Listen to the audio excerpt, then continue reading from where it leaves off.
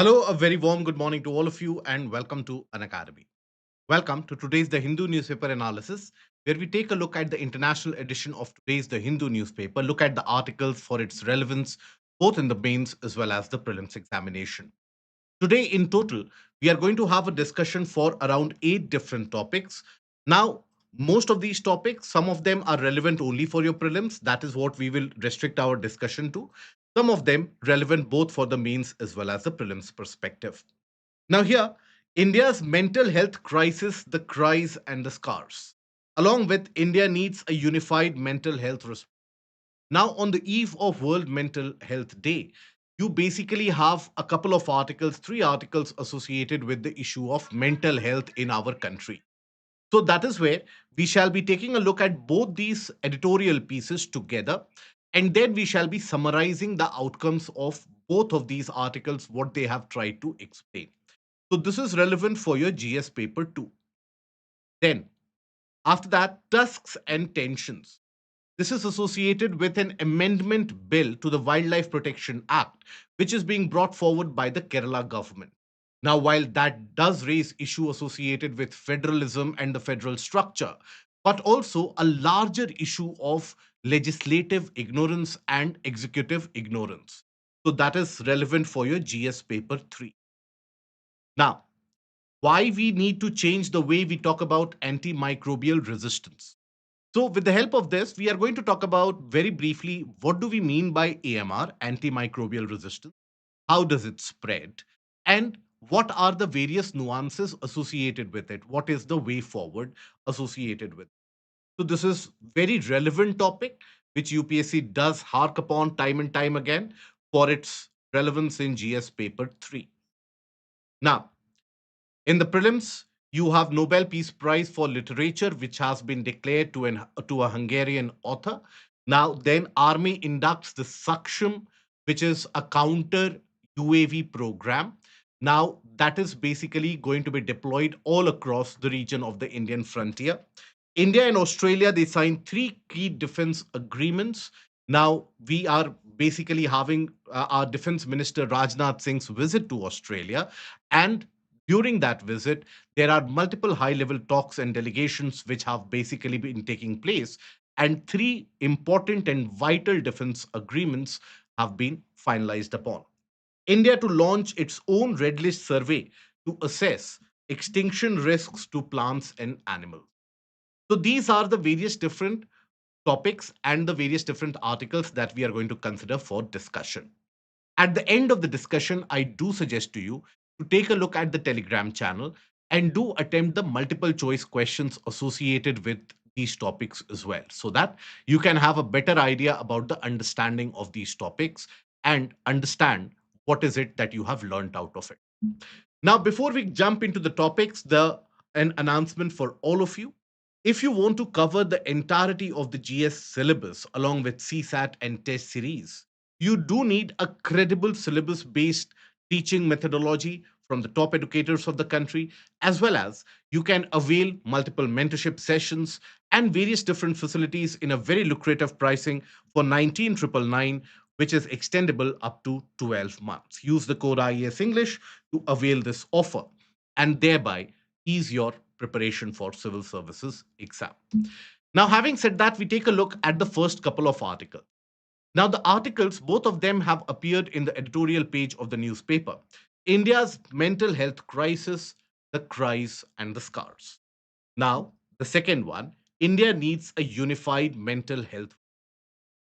Now, what are these 2 articles dealing with? And what is it that as a candidate we need to extract out of it? So, when we say mental health, now, mental health or mental disorder is one of those issues that the society faces, which has got a lot of stigma associated with it. So, as a consequence, when somebody goes or experiences a phase of anxiety or depression or any kind of mental disorders, they tend to take it as their own failure rather than treating it as a disorder, rather than treating it as an issue and getting the consultation and the help. They keep it within themselves, due to which we observe across the world the rising amount of suicide rates. For example, in our country itself, the youthful population that we have, we boast about India's demographic dividend, that we have almost more than 50% of our population below the age of 35 years. But at the same time, the reality of the matter is that in the youthful population between 16 to 25, suicide is one of the leading causes of death. So that is where suicides and mental health related issues, they are dominating the society as we speak. But still, the solution is very less or little. So, when we talk about this mental health and when we talk about the issues associated with it, so this can lead to suicides, obviously. And mind you, suicides which occur across the country, they are of variety of age group. For example, in the demography, you will find that around 72% of male population of men, they suffer from the mental health issues, right? Now, mind you, it does not reflect the fact that only male members they suffer from mental health. If you have 72% of the demography, 72% of overall, if you take a look at the mental health disorders, 72% of it is occupied by the male population. That also indicates that there is less reportage of the female population and their mental health disorders. For example, we do know that in our society or in any particular society, when it comes to the female population, they are not very outspoken in terms of their own issues and the problems that they face. Oftentimes, that is shrugged under the carpet, and that is where it leads to eventually the sad outcome of suicides. So that is where men they are suffering from this problem in a large extent. Now, this problem is initiated because of multiple other areas as well. For example, relationship issues, relationship and family matters, relationship and family, right? Family disputes. Then you have the case of marital disputes. That is also leading to a large amount of these suicides as well as mental health issues. Then you have substance abuse. That is usage of drugs, etc. That also leads to a phase of depression, due to which people eventually they suffer from mental health disorder. Many of them they end up committing suicides. But then it is not only restricted to that as well. All of you would be aware about the large and the glaring amount of suicide rates that we are experiencing in coaching regions such as Kota. Now, Kota in Rajasthan is one of those hubs where people and young ones they go in order to nurture their dream to become, let's suppose, an IITN or get through AIMS, so medical services, engineering services, and the failure to achieve the desired outcome oftentimes pushes them into a vicious cycle of depression, sometimes leading to suicides as well. So, amongst the youthful population, also you have this issue. Then, suicides they are also caused in the case of distress, agrarian distress. That is farmer suicide. That is also a major issue. Now, it is a reality that over a period of time, the number of farm suicides have come down. They have come down marginally. But still, you have thousands of farm suicides which happen across the country. So it is again one of those issues which needs to be taken a look into. Now, all these issues associated with mental health, the problem starts from the very young phase. For example, when you have a young one, a young student or a young individual going to school, now there can be phases of mental disorder due to bullying, due to various different peer groups and the peer pressure within the school environment itself. Now, ideally, many of the schools they have deployed a counselor, but in most of the cases, you will find that the counselors are actually some or the other faculties who are doing their overtime. You don't have trained psychiatrists working as counselors in the school systems. Similarly, when you talk about the workplace environment, there also there is no particular mechanism to deal with that issue of mental stress. As we are progressing as a society into a nuclear family setup, the lack of empathy which the society in itself tends to exemplify, and that is further substantiated by the use of technology. Technology has become an overwhelming uh, presence, has got an overwhelming presence in our day to day life. But when you use technology, technology is a problem solver. But that technology doesn't have empathy. So, as a consequence, because you don't have any outlet per se, that is why people they get trapped into this particular disorder, mental health issues, and it is oftentimes ignored. Now, when you talk about the treatment mechanism, in our country, mental health is still considered very much an urban problem because people in the rural areas they don't come up with the idea or they don't have that awareness that if you are suffering from depression, if you are suffering from certain disorders, that is in the category of mental health.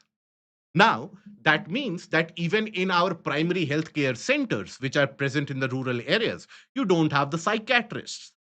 Even if you have psychiatrists, you don't have the availability of drugs which are required to treat the mental health patients.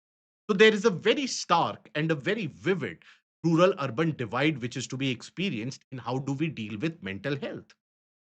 Our overall budgetary allocation to mental health is also very meager. For example, if I give you the idea, in our country, roughly around 1% of the health budget that is deployed to mental health.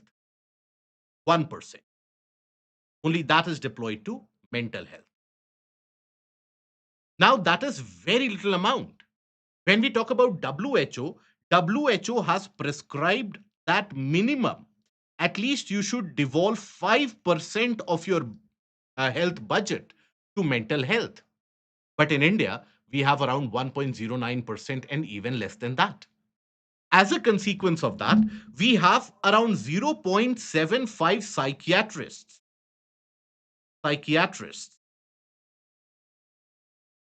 per lakh of population. Lakh population. Now, when we talk about the WHO recommendation, WHO says there should be 3 psychiatrists per lakh of population per lakh of. So we are lagging behind even as per the WHO recommendations and WHO standards. But please keep one thing in mind that when it comes to certain countries like the UK and European nations which are working on solving this issue of mental health, there the amount of money which is devolved for mental health is close to around 10% of the budget.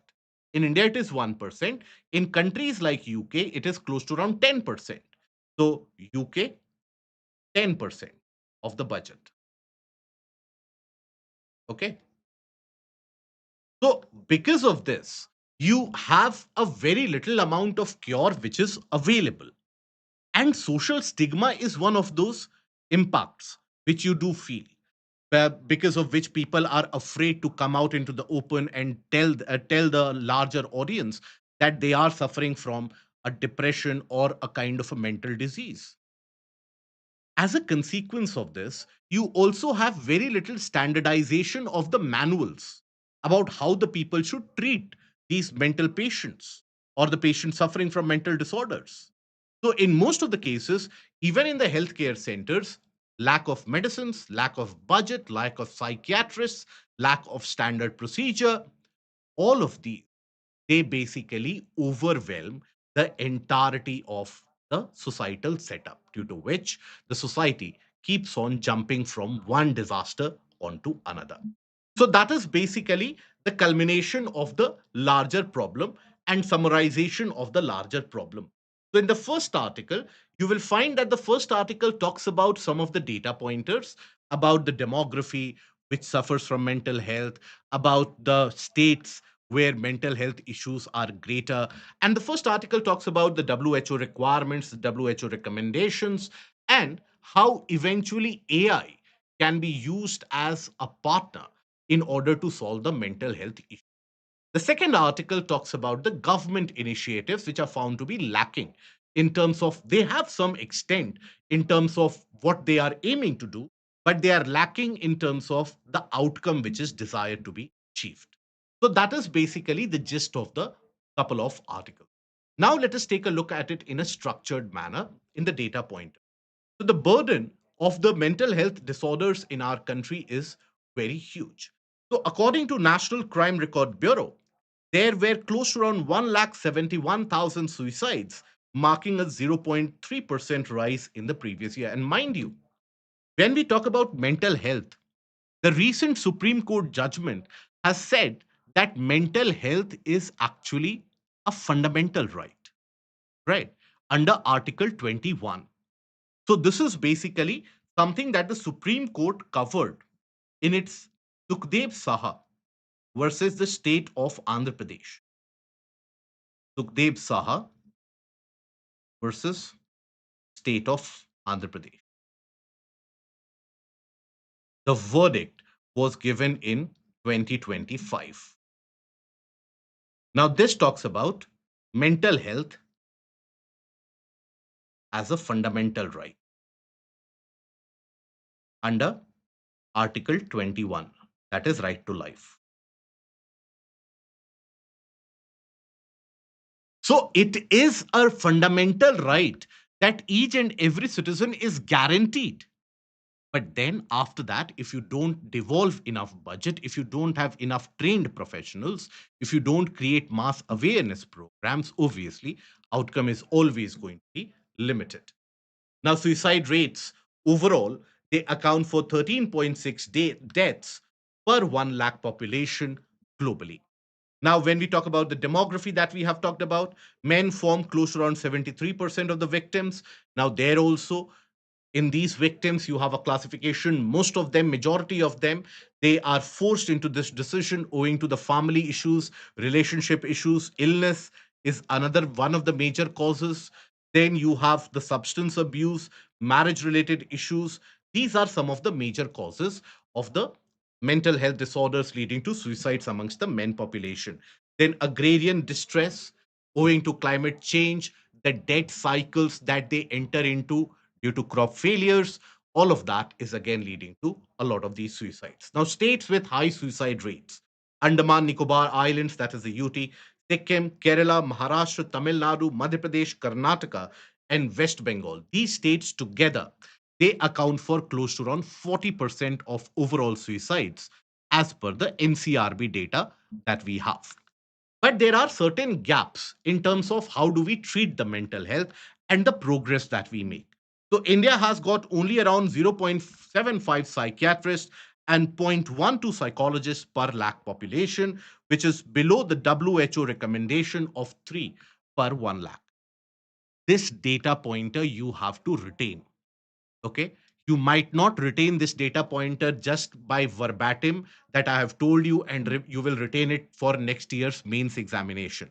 So write it down in a separate section of factoids about these important data pointers. You have to recall it time and time again in the answer writing. Now, mental health coverage in India is always very low. Only around 1% of Indians receive treatment for mental health disorders, despite nearly close to around 200 million people affected. And that is again considered to be a conservative estimate because we don't have an estimate, because we don't have a large scale survey. And people also are afraid to come out in the open and express this fact. Now, health budget allocation remains very low, around 1% of the total health spending, whereas the WHO recommendation is 5% of the total spending. In developed economies like the UK, you'll find it is almost around 10% of the economy. Now, it is associated with the socio-cultural issue. That is something which needs to be highlighted. First of all, there is stigma associated with anyone suffering from mental disorder, because in even your rural area you would have observed that, or in your society also you would have observed that anybody suffering from mental health disorders, they are very easily affixed a particular name, referred to as mad people also. Now, that is absolutely insensitive and wrong, to say the least.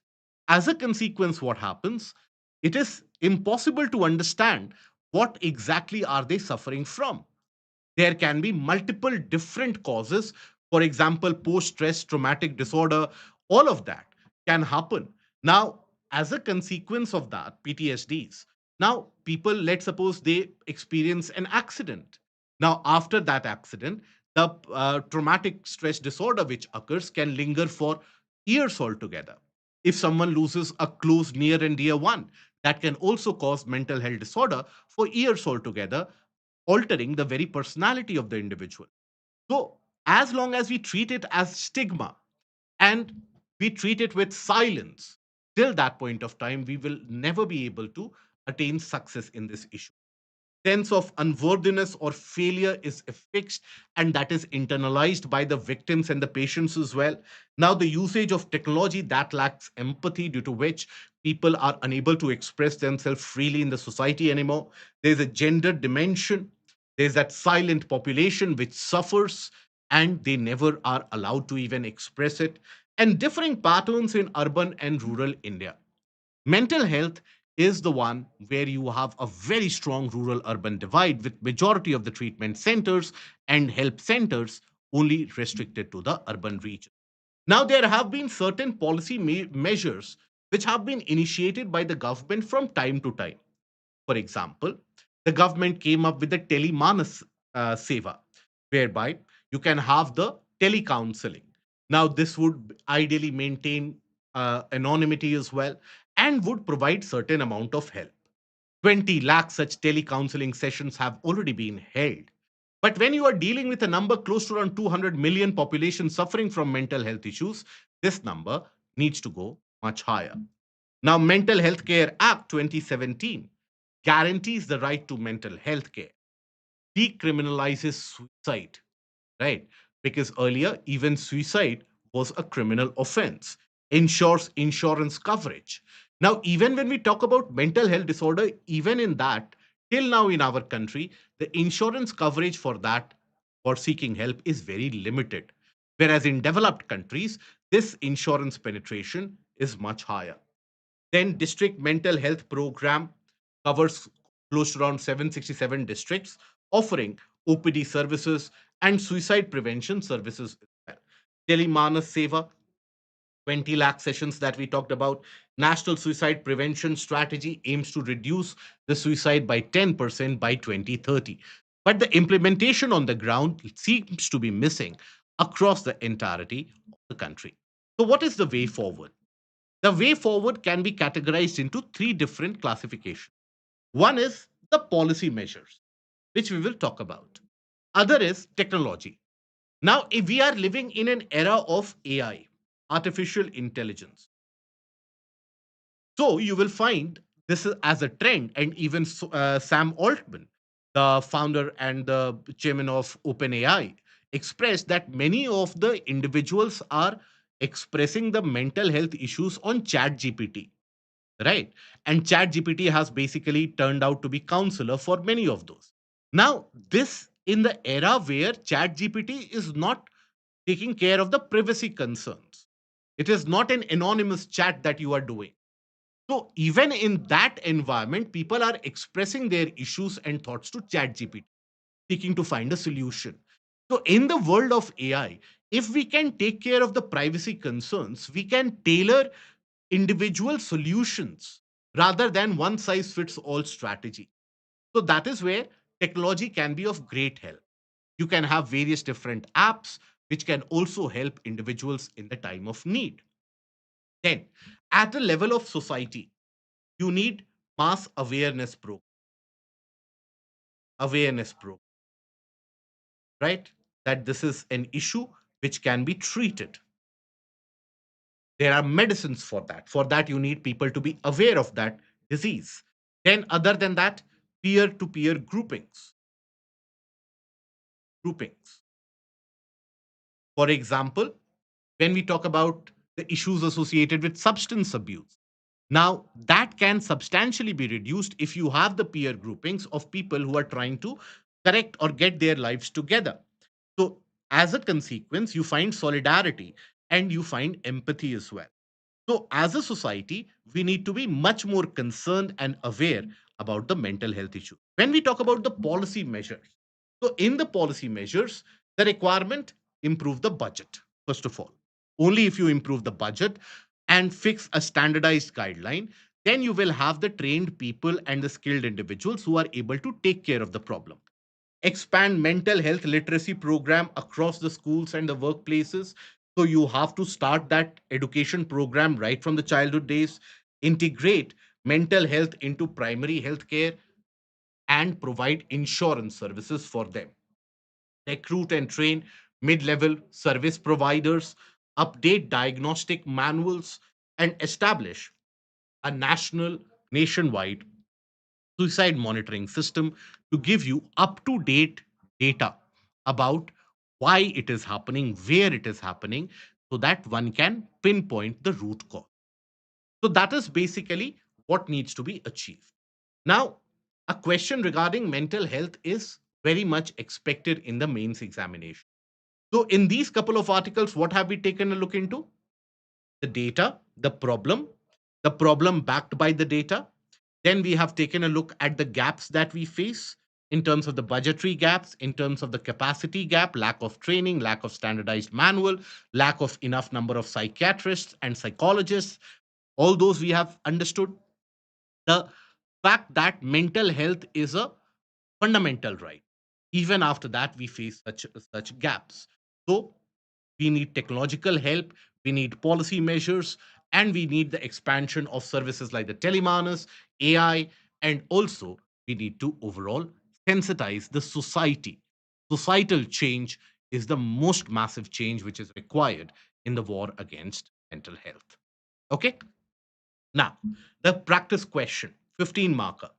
Issues of mental health can only be ignored at the risk of a destroyed human capital. Discuss in Indian context. Now, what is the article or what is the question trying to ask the candidate? The question is very simple and clear that if the mental health issues are ignored as a consequence, the human capital, what is human capital? The productivity of the population. And that productivity of the population is driven from facets such as their well being, mental alertness, nutrition level, and so on. So, if the mental health issue is ignored, the human capital or the human productivity will decline. In Indian context, that is what you have to discuss, right? So, in this particular case, how do you write the answer? What is the model answer? In the introduction, you can quote certain data point about mental health issues in India and across the world, right? Issues in India and across the world. So that you are able to bring the attention of the evaluator to the fact that it is basically one of those issues which needs urgent attention. Okay. Now, then after that, the body portion. In the body portion, you talk about the areas where we or the reasons why mental health disorders are very common, right? Reasons briefly: societal reason, then the aspect of the youth getting frustrated, then the aspect of illness related, all of that. Then link it with the demographic dividend.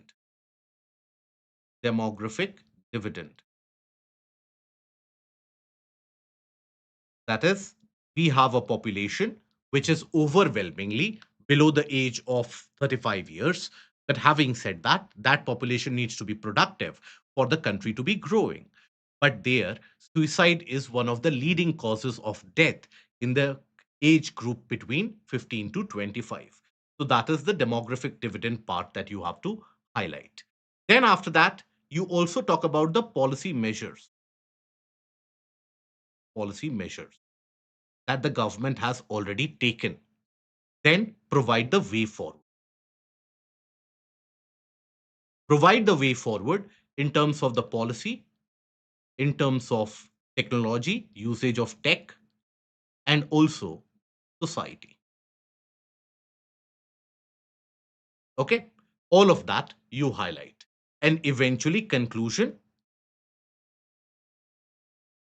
talk about the need for awareness and talk about the importance of mental health for a heightened human awareness and as a consequence, a better productivity. Okay? Yes, that also you can say that we are going to lose around 1.1 lakh crore annually by 2030. Those data pointers also you can say. Okay? Marks based study shouldn't be the criteria to decide the capabilities of any student, and the teachers are to be trained to be sensitive to those students who are absolutely, yes, absolutely correct. And at the same time, you need that sensitization in the young ones at from the very initial stage of their life itself, that marks does not decide the capability of a candidate. So if, let's suppose, you are not very good in studies, which is not reflected by marks, does not mean that you have to pursue only that academic field. There are multiple other avenues which are open to the larger population. So that is where the sensitization of the students also needs to be done, so that they don't take the extreme action in case the marks are not availed. In various parts of the world, you will find that marks based selection criteria are followed. But then the suicide rates in India are very high, because in our society, what we also refer to as a knowledge based society, marks is considered as a criteria for social validation. What will the other families think about me if I score less marks? That is where the burden tends to increase. So that sensitization of the family has to happen, and for the students at a very young age. Okay. Now, then after that, coming to the next article, tusks and tensions.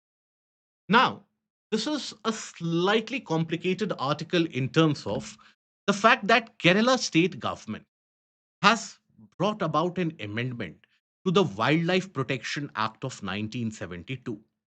Now, Wildlife Protection Act of 1972 is the central act passed by the government of India. Now, a state government, it is trying to impose a kind of a change in that. What are the reasons for? What are the provisions under the Wildlife Protection Act 1972, and how it can lead to a kind of a federal clash between the center and the state once again. So, for that, let us understand the consequences and the aspects of Wildlife Protection Act. So, when we talk about Wildlife Protection Act, this was one of the first protection act, environmental protection act, which was passed in India. Okay, Wildlife Protection Act 1972. Okay. Now, this act was later on followed by the Water Act 1974, Air Act 1981, Environment Protection Act 1986. There were multiple different other environmental acts which came into place, Biodiversity Act 2002. But then this was the first one. Now, this Wildlife Protection Act, by the way, was the outcome directly of the Stockholm Conference, which was held in 1972, in which the global leaders agreed that one of the threat that mankind faces is the extinction of the wildlife and the threat to the wildlife, the threat to biodiversity. So, as an outcome of that, India also passed the Wildlife Protection Act. Over a period of time, it has gone through multiple different amendments. Now, initially, this Wildlife Protection Act had got six schedules. Six schedules. Very briefly, I will tell you about them because that system has been changed now. So, you had Schedule 1, maximum conservation.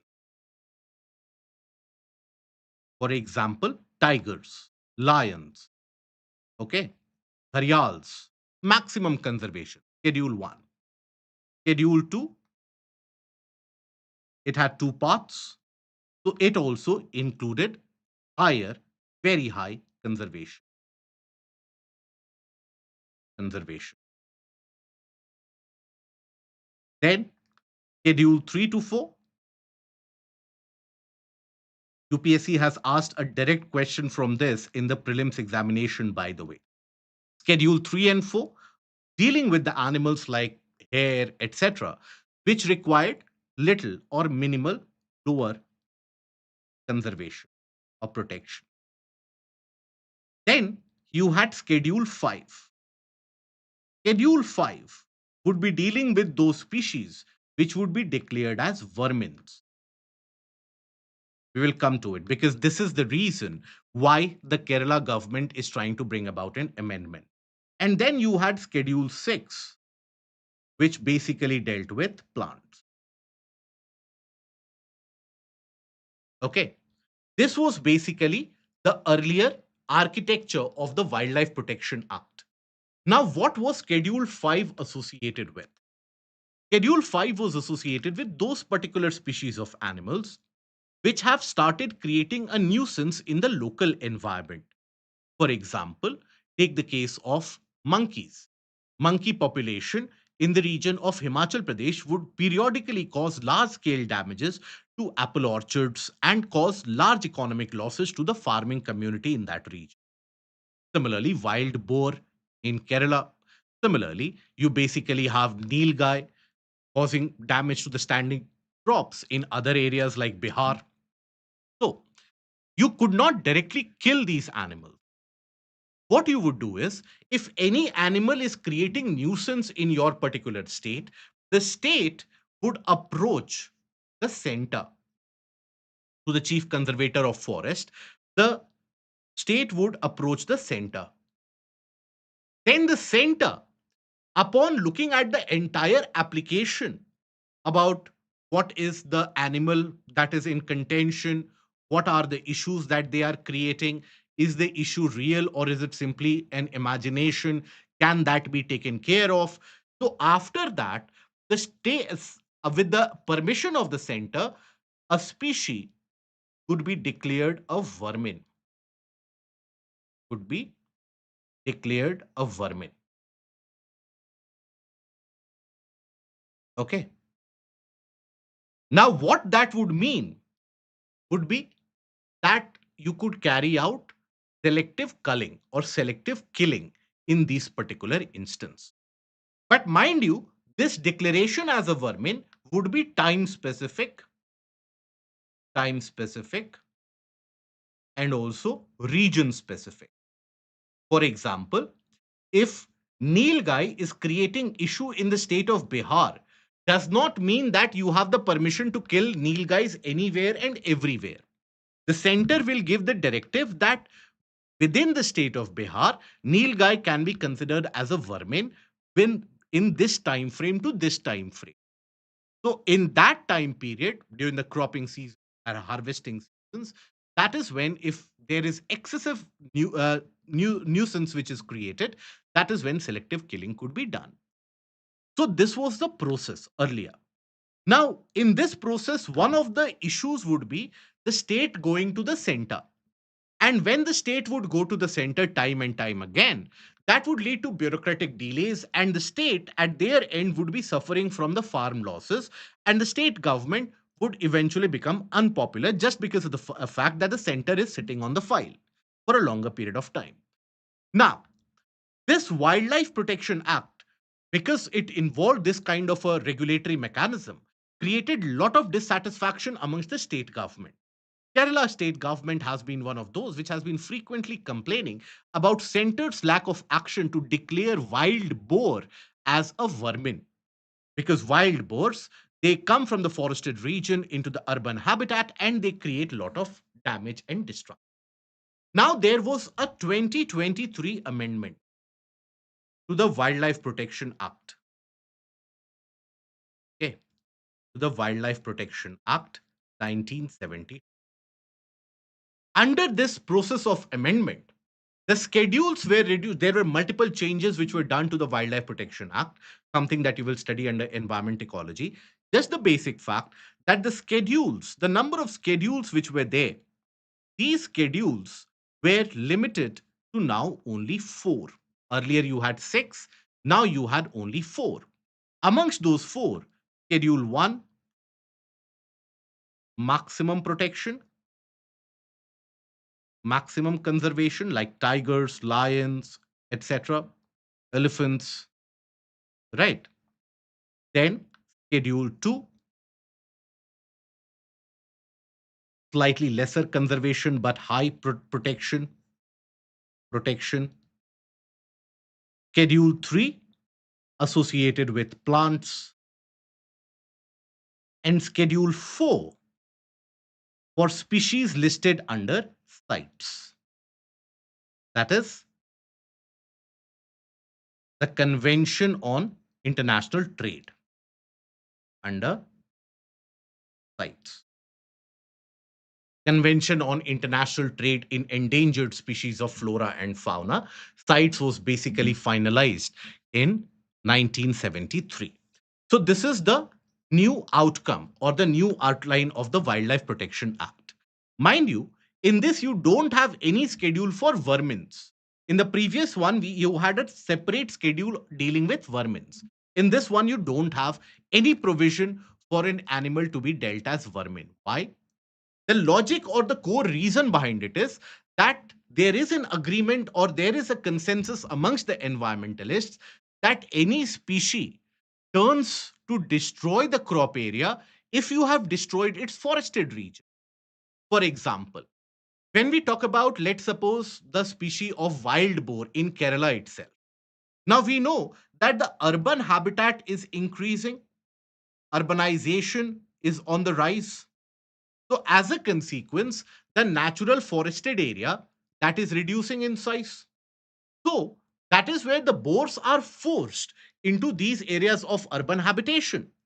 Just by declaring a species of vermin, you are ignoring the environmentally sustainable development mechanism. So, if you have got that facility to declare a species of vermin, you cut down all the trees. So, obviously, all the forests, so the species will come near the urban habitats. You kill them by declaring them a vermin. So, environmental conservation, the basic principle is defeated when you start declaring species as vermin, and it becomes very convenient as well. For example, yesterday, when we were talking about invasive alien species, we were talking about a particular shrub named Lantana camara. Now, Lantana camara, as it grows into the wild, obviously it is introduced by us into the wild. As it grows into the wild, the elephants, they don't consume it anymore. So the only food items that they find palatable in that case is the nearby farmlands growing vegetables. And that causes farm losses. So as a consequence, the farmers want to kill them. So this is an issue which is human led, anthropogenically induced disaster, as we can call it. Now, here, there is also another aspect of administrative issue. That is, when we talk about environment and, or rather, when we talk about wildlife. Now, wildlife protection or environmental conservation and forest, that is under the concurrent list. Okay. This is under the concurrent list. So, if you have this listed under the concurrent list, that means in case you have a central act and you want to make changes in the central act in your state, you need to get the president's approval. Now, president's approval you will only get when the central government agrees onto it.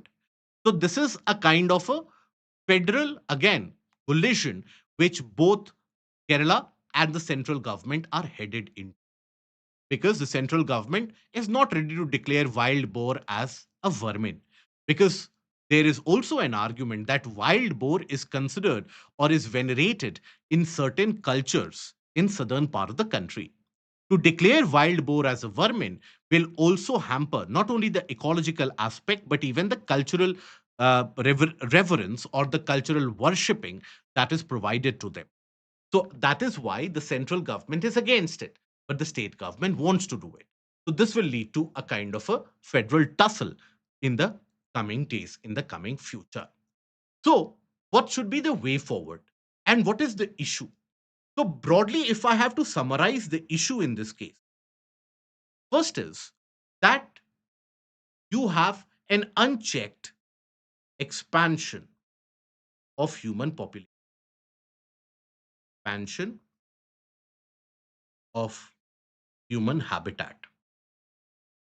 As a consequence of that, you basically have increased number of man-animal conflict.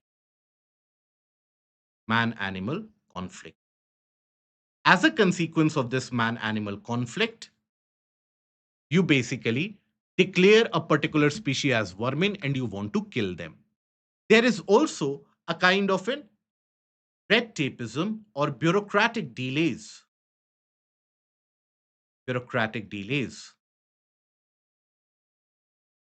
in addressing losses. For example, if you think about the region of Gujarat, now you have the Maldhari tribes which live with the Gir lions in the same area. Now it is not as if they don't face loss of cattle, they don't face the loss of lives. They do. But there the compensation associated is very quick. So that is where not only people culturally, traditionally have learned to live with the lions, they know that they will be taken care of. Oftentimes, the bureaucratic delays are to such an extent that people are forced to take the matter in their own hands because they know that the farm loss that they have faced, that is not to be compensated ever again. And that is when they are left in a lurch, they are left in a quandary. So this is why bureaucratic delays needs to be addressed. And then state specific norms are needed. And principle, the very principle of declaring a species as a vermin needs to be debated, needs to be understood. Because it is a kind of an easy excuse by the state machinery or any of the government, not only the state of Kerala. Bihar has done that previously, Himachal has done that previously, Madhya Pradesh has done that previously. It is considered as an easy excuse on the side of the state government that rather than controlling the human habitations and the expansion of the human habitation, they are restricting the wildlife. Fragmentation and destruction of the habitat is happening, due to which the wildlife, they obviously will overflow into the human habitations, and then you declare them as a vermin and kill them. So the environmental conservation principles, they are lost because of that. So that is also what is required as a way forward. Okay. Now, after this, we come to the next article. That is why we need to change the way we talk about antibiotic resistance or antimicrobial resistance. Now, antimicrobial resistance has been in a lot of debate and discussion for the past decade and a half, almost for the past couple of decades. In India, it caught the national imagination when you had the scientists finding a kind of an antimicrobial resistant virus, which was named after New Delhi because the patients they contracted that virus when they were hospitalized in Delhi. So that is when in India the conversation started in the early 2000s to the mid 2000s. Now, what is this antimicrobial resistance? So basically, when you consume antibiotics, you do that to kill the germs inside your body. But when you do that, obviously the germs will get destroyed. But let's suppose sometimes it happens that you don't complete the entire antibiotic dose, right? Or let's suppose you use antibiotics every now and then. So in that case, some of the germs which are left over, now they start developing a resistance against the antibiotics. So the next time that you get impacted by the same virus or the bacterium, then those antibiotics won't respond and those antibiotics won't work on your body, further worsening the state of illness. So that is when people get more ill, more sick. And this causes various different issues within the body. So that is where the government had come out with the red line campaign as well, that antibiotics cannot be sold over the counter in the pharmacy stores. And the antibiotics will have a kind of a red marking on the tablet strip so that people are also aware and carry out their judicious use. But over a period of time, people have become desensitized to this issue of antibiotic resistance. Sense that so much conversation has happened that people they don't get triggered by this issue anymore. So that is where the article talks about it, that rather than talking about the ill impact of antimicrobial resistance or AMR, One has to convey something different to the larger population. And what is the different message that needs to be conveyed? It is very simple. When we talk about our human body is made out of billions and trillions of bacterium, viruses, fungi, and so on. Now, few of them are beneficial, few of them are harmful. For example, if you talk about E. coli in some cases are beneficial, right? For example, if you take the, and this is something which is elaborated in the article as well. Let's suppose you take a perfume from the market. You apply it on your hand and you apply it on your friend's hand. Over a period of time, let's suppose after 5 hours or 6 hours, the fragrance will be different in both the palms. And also the amount of fragrance which is left will also be different. Why is it so? If the scent is the same, if the perfume is the same, the reason is that each of our body cellular parts has got its own individual microbes and its property. There are those good microbes also. So if we want to retain those good microbes, then we need to prevent taking the antibiotic. Because taking the antibiotics, while it can destroy the dangerous microbes, it can also destroy the good microbes. So this is the kind of messaging that needs to be, the article argues, that this is what we have to put forward in order to not only raise awareness, but to ensure that overall the population takes it more seriously. So very briefly, if I tell you the entire aspect of antimicrobial resistance as per WHO, antibiotic resistance or microbial resistance happens when the bacterium, they change and become resistant to the antibiotics used to treat any particular disease or the infections that they cause. Now, why does that happen? Overprescribing of medicines, patients not finishing their treatment. You would have come across this fact in your own household that the doctor has given you 15 pills. After 5 or 6 pills, you start feeling better. You stop taking the rest of the course of those antibiotics. So that means while you have started to get better, because majority of the germs have died, some of the germs are still there in your body. Now they are developing the resistance. That is why the doctor prescribes you those 15 pills, so that to completely remove those germs. Overuse of antibiotics in livestock and fish farming, then poor infection control in hospitals, then lack of hygiene and poor sanitation, and lack of new antibiotics, new generation of antibiotics being developed, due to which the modified microbes are not being killed. Now, the impact very quickly spreads to a larger population. And this is a clear cut demarcation of how, for example, the hospital cases, they become very common. What do we mean by hospital cases, by the way? When you go to the hospital, you go there to get treated, to get better. Many of the times it has been found out that people contract certain diseases which they did not have earlier. And that is the hospital induced illness or sickness. So, let's suppose you have a series of antibiotics which is consumed and popped by an individual named John. Right. Now, John stays at home. Now, basically, the because the individual is staying at home by the virtue of air, by virtue of, let's suppose, the water, etc., those antimicrobial resistant bacterium or the virus, they can spread to the other family members directly. Or if, let's suppose, John gets ill, right, for some other disease, and John is hospitalized, then that microbes can spread within the hospital system itself, right? And that becomes the center for infection now. And also, when you have the usage of antibiotics in livestock population with their feces, those particular chemicals, they disseminate along with the microbes, it's disseminate into the soil, and that is what is imbibed by the crop cycles as well, and that is again consumed by the larger population. So that is how antimicrobial resistance develops across the society.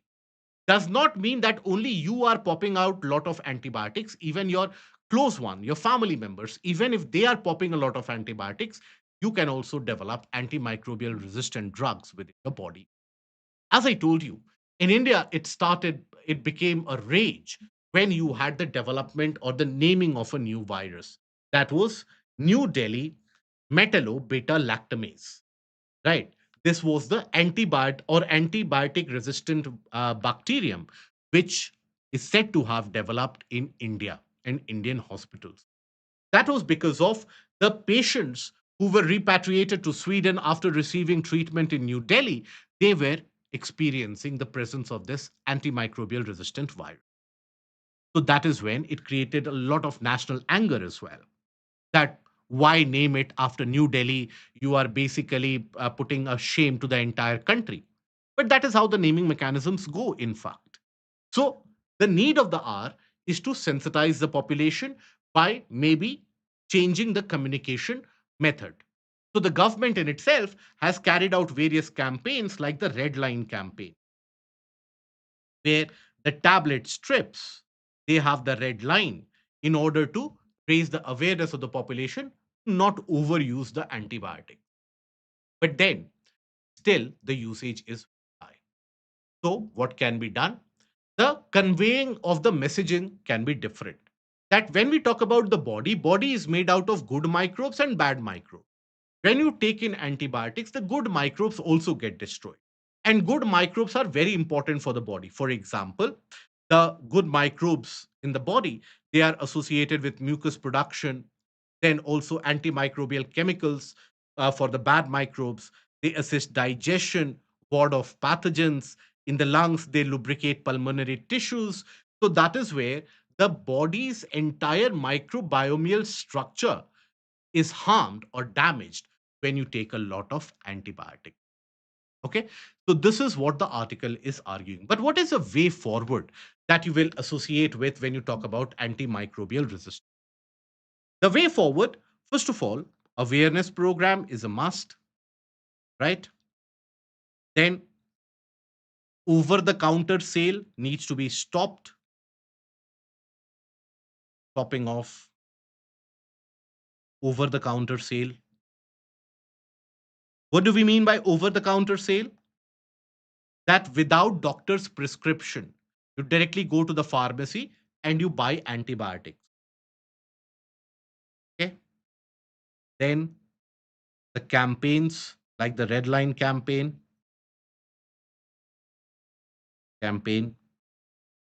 then training healthcare workers of healthcare workers.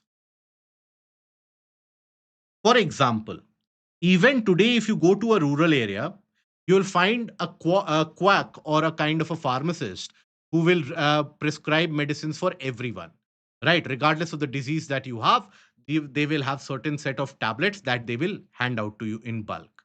Now, that is where a lot of antibiotics are also given out. So that is where the training is very important. Then periodic checks and regulation. Periodic checks, regulation. Okay. This is what can be ascribed as the way forward. Okay.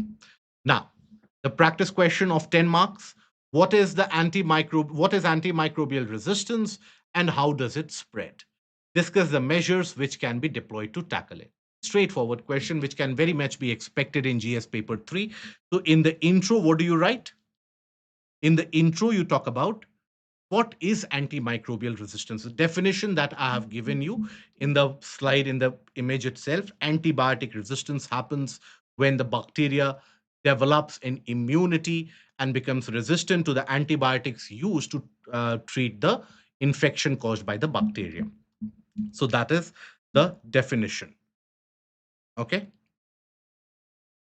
Then in the body portion, talk about the impact or the mechanism of spread or reasons. We have talked about the reasons as well. Talk about the reasons, list them out. Now, how does it spread? The flow chart that we discussed.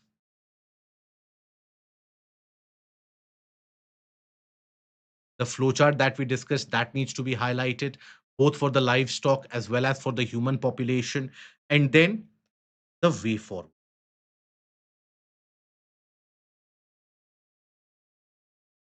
Conclusion: Summarize it. Antimicrobial resistance is one of the biggest scourge that the biggest challenge that the medical community has to deal with in the coming years. With the rise in the population and increase in the rate of infectious diseases, this is an area where more research needs to be carried out, and greater sensitization of the population is also required. That is what you have to write in the conclusion. Now, after that, we take a look at a few articles relevant for your prelims perspective.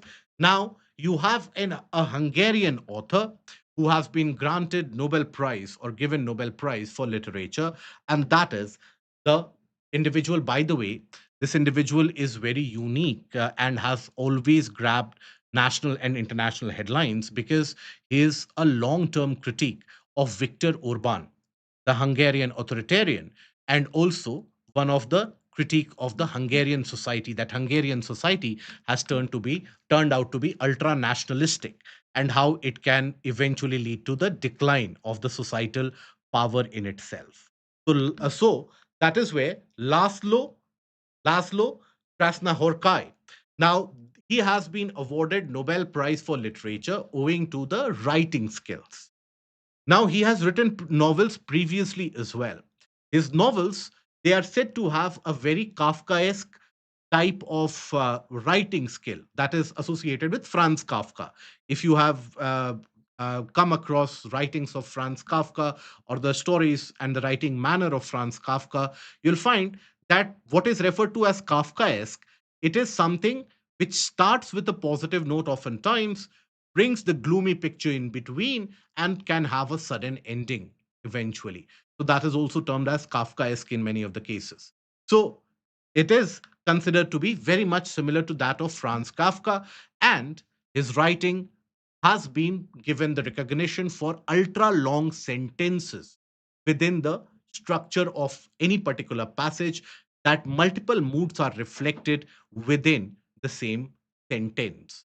So that is a unique aspect of his writing, due to which Laszlo has been provided and granted the Nobel Prize for Literature. Having said that, the entire eyes, or the eyes of the entire world, are fixed today on the declaration of Nobel Peace Prize, with obviously Norway even considering the outcome if it doesn't give Donald Trump the Nobel Peace Prize. So whether Norway will face the brunt of that, that is what the entire world awaits with a bated breath. That is something we'll take a look into tomorrow. Army induct Saksham to neutralize aerial threats. Now, months after Operation Sindoor, where we observed large scale incursions by the drones and the swarm drones from the Pakistani side into the Indian side, basically, a lot of those drones and the missiles sent by the Pakistanis could not reach their targets in our country, and they were shot down mid air.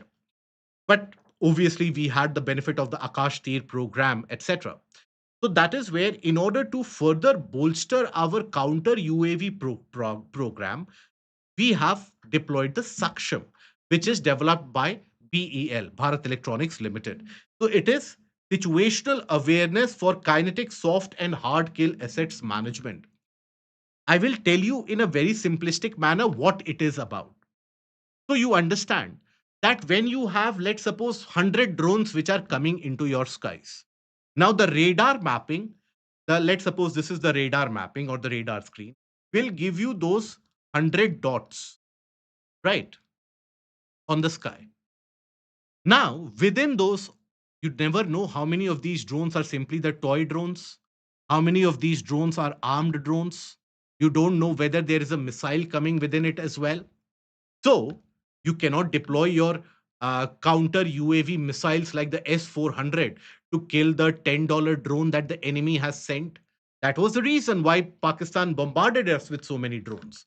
It wanted to neutralize our air defense, so that it wanted to gauge an idea where our S-400 battery systems are kept, because the expectation was that we will send 400 drones over to India.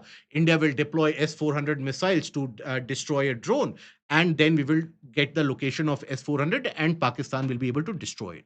But here the problem is something that India learned from the Azerbaijan-Armenia war as well, that you cannot deploy millions of dollars worth of missile system just to kill a $10 drone, which is available in the market. So you need a separate kill mechanism for different types of payloads. For a smaller drone, an L-77 gun can also work. For a larger armed drone, you can basically again have the gun systems which can work. For much smaller mini drones, you can have handheld guns as well, which can be used to target them. For missiles, that is when the counter missiles have to be used. For that, what do you need?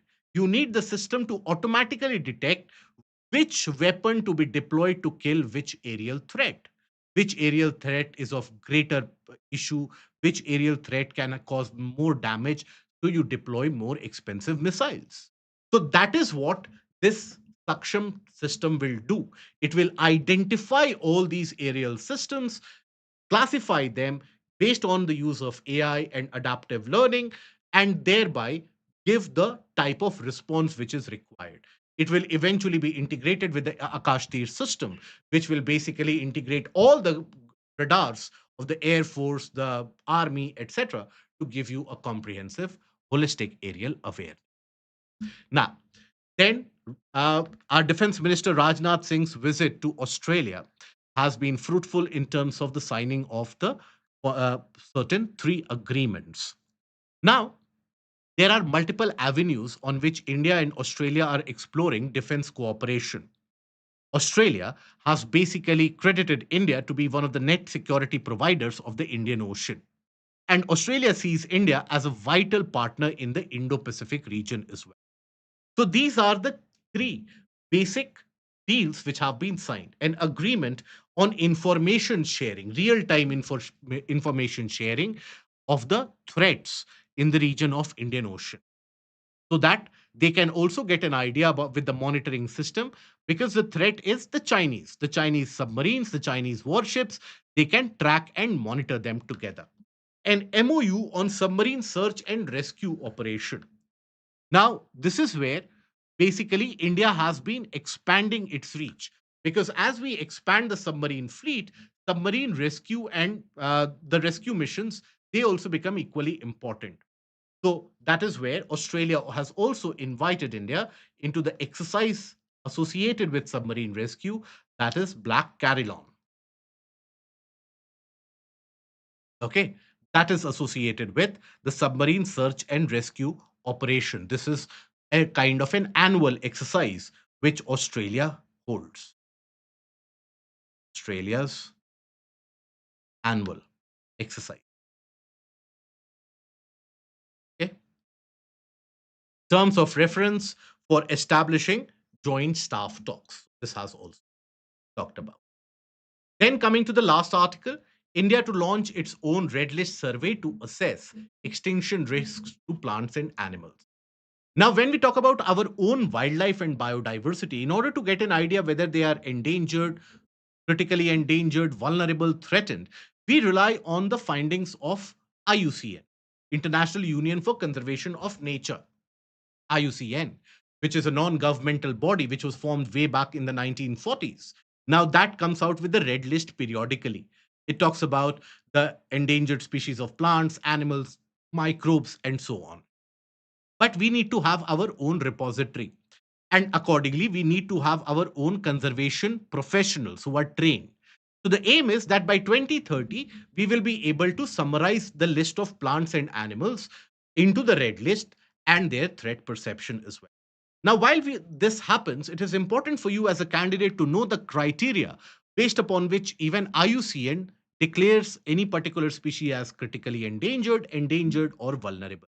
So that is why I have attached this particular aspect, not given in the article, not given in the newspaper, very much associated with the static information.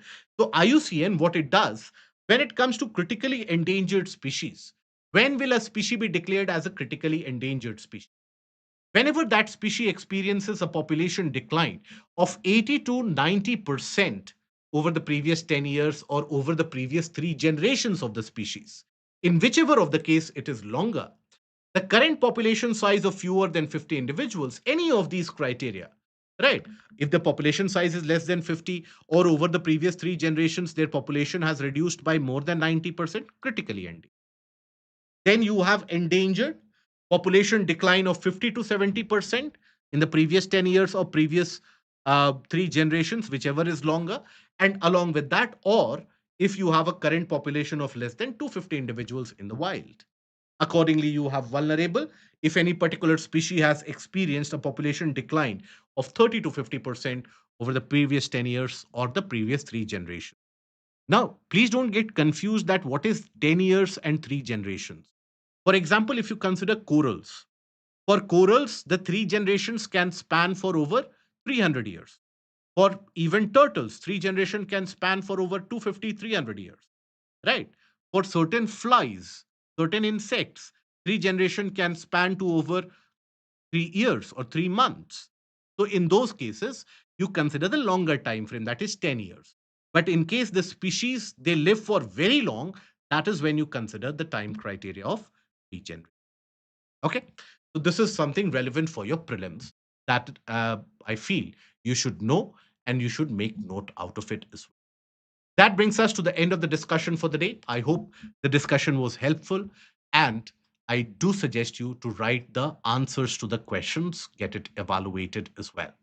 If you have liked the content, put that in the comment section, and don't forget to bless us with the like, share, and the subscribe button. Till we meet again tomorrow, take care. Goodbye. Thank you.